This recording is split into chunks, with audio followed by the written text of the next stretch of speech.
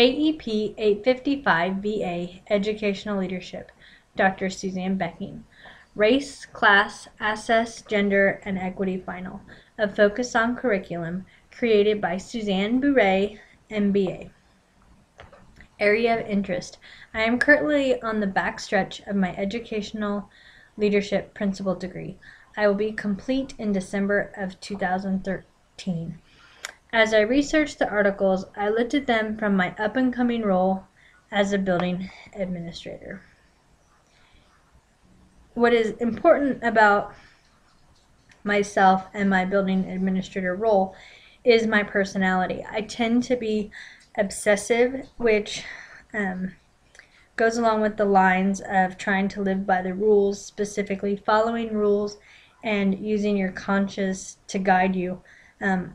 I have a strong need to maintain the status quo, and I'm very careful. I have to be very careful about always trying to be right and to make my opinion, I guess, dominant over everyone else.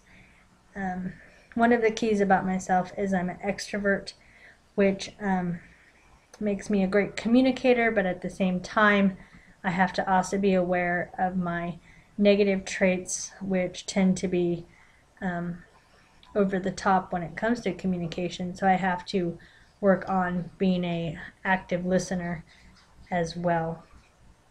I also fit the role of judger, which means that I stick to plans and I tend to be rigid and inflexible, and again, those are aspects that I am trying to work on, and the articles that I pick tend to focus on these things about myself. Anti-based curriculum, taken from the article Perspectives for a Diverse America. The article stemmed on the importance of creating a curriculum which focuses on anti-bias standards. What this means is standards of diversity, identity, justice, and action. The anti-bias curriculum uses a non-fiction account for literature, maps, flash videos, offering varying viewpoints. The material will come from a variety of sources, offering the students a choice to ponder and question the varied viewpoints. This puts the students in the driver's seat as a leader in their education, which puts the teachers and administration at a role of facilitation, which is one of the big things that I tend to live by and focus, that I don't want to be in control, but I want to share and get feedback and constant communication from the people that I work with. The lessons are geared to the Common Core standards and college career-ready standards. What makes this curriculum stand apart are the 4 anti-bias perspectives I previously discussed, which is identity, justice, diversity, and action. It is a literacy-based curriculum that is searching for truth through awareness of race, class, access, gender, and equity, which is a great lineup with exactly what this assignment is about. If students aren't aware of these aspects and how they work in their everyday life and what it means for their future and their fellow citizens, then what is the point of what we are teaching in schools today? Discipline. One of the challenges that I will face as a principal is righting wrongs, being a mediator, and enforcing policies. In the article 21 Seconds to Teach Humanity, it discusses the issues of a school to deal with brutal bullying. I feel that this is a large issue in all schools that sometimes flies under the radar. The article discusses the game called 21 Seconds. The game is where 2 kids spar for approximately 21 seconds with no holds, all out fighting. It doesn't matter girl or boy, both genders participate. However, they fight the same gender. It seems to be a new way to bully students for being different. And the importance with that is being social equal, having to deal with not only gender issues but race issues And different in today's society means lots of varying things, whether it be sexuality, the fact that you speak a different language, maybe you came from another community before, and even with the new enlightenment of religion and all of the third world countries as well. The article also discussed the use of literature that is somewhat out of the normal to fight back against bullying. It discussed the use of novels, poems, and other materials, which is how I felt that it tied into curriculum. Instead of just talking about bullying for the sake of it being right or wrong, which is going back to living by the rules and using your conscience, it actually uses literature such as novels like The Lottery by Shirley Jackson, The Ballad of Birmingham by Dudley Randall, Strange Fruit by Billie Holiday. The ultimate goal is student safety and the access of mind, body for healthy students.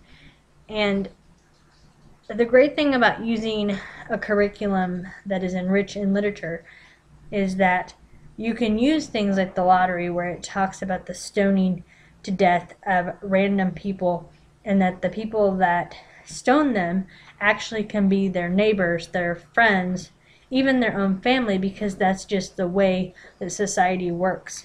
And it makes the students start to question if that's the way things should be done. In essence, actually, hopefully opening up their eyes to social justice and seeing that what they're doing isn't right or wrong, and are they doing it just because everyone else is doing it. Curriculum that addresses race. The article Talking Race discusses the lack of racial education in the curriculum. Many teachers are unaware of how to address the topic of race in regards to their students and communities. It discussed that race should not dictate student achievement, ability, talent, or potential. And I feel that that is very important as a leader to make sure that we're not just depicting that leaders fit this cookie-shaped mold. When we're having our certain holidays such as President's Day and Martin Luther King Day and stuff like that, make sure that it's going beyond just that we're getting to the real root of race and the topic of what it means for society and for students. The article stressed that administration sets the tone. And again, that goes back to leading by example. Walk the walk, talk the talk. Okay. And that more needs to be done to bridge the topic of race to make it acceptable. Teachers and students need to be able to address learning issues, financial gaps, and peer issues. We all know that not all races have the same emphasis when it comes to finances. They all don't feel the same way about peer relationships. In America, we really stress the whole idea of look at me when I'm talking to you, but in the setting of the school, just because students don't look at us doesn't mean that they're not listening to us or they're not responding. It might just be the fact that that's how they are racially raised, because you are not to look your elder in the eye, because that is considered disrespectful in their culture and to them. In schools in rural Kansas, where I will most likely be employed, race is more of a topic that needs to be taught because of the lack of exposure. In my current role, I find students and teachers still don't understand how to discuss important topics such as President Obama without sounding awkward. In other words, we just don't have a comfort level with how to address race in everyday language because it's something that we're not exposed to. So as a administrative leader, I want to make sure that that is built into the curriculum and that my teachers and students just are aware of how to use it in everyday language, so that way when they do face it, they aren't awkward or uncomfortable. Gender in Educational Leadership. This article was taken from the website welv.org and is titled Increasing Gender Equity in Educational Leadership. The article discussed the entrance of women and race into the educational setting, specifically administration. Again, I feel that this ties right into my role. I am female, and I am going into the role of administration.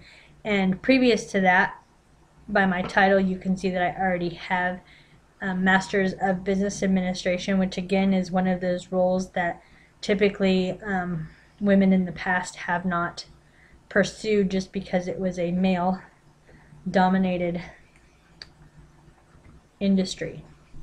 According to the article, data is hard to follow because of non-gender reporting practices. The article expresses concerns for the ways to mentor and drive leadership. It felt that it was important to mentor women into roles of leadership, promote equity and social justice, making gender and race compliant with laws. And that is equally important for not only my role as an administrator with my teachers and my colleagues, but also visiting with my students and letting them know that they have options to seek leadership roles as well. LGBT families. This was my fifth and final article, and it was called Mimi's Moms, and was based on equity and the understanding of different family structures. LGBT is broken down and defined as lesbian, gay, bisexual, and transgender. It is important to express to teachers how to understand students with non-traditional family makeups, and to discuss the feeling of being unwelcome, unaccepted, and unaccommodating, and to acknowledge and respect the differences to the family entity. The article specifically stressed the importance of using phrases like, take this home to your mom and dad, have your mom or dad read this book to you, but using things like parents or guardians,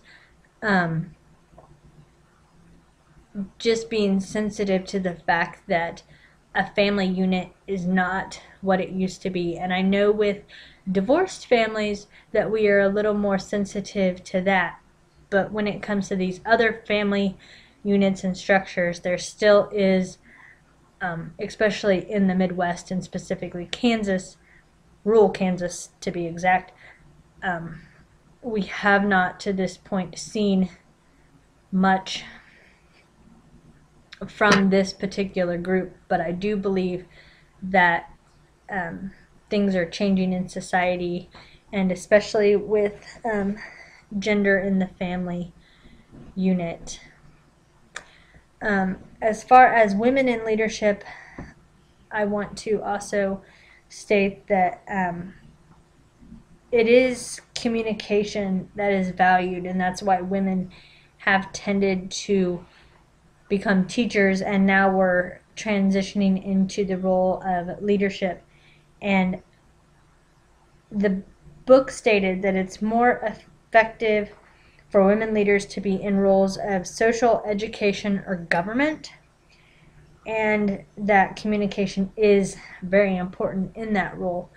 And it also stated that the reason that women are drawn to those specific roles are because they are sympathetic and empathetic, and education has always been known for that trait. And my resources were from Teaching Tolerance magazines as well as the website. Thank you.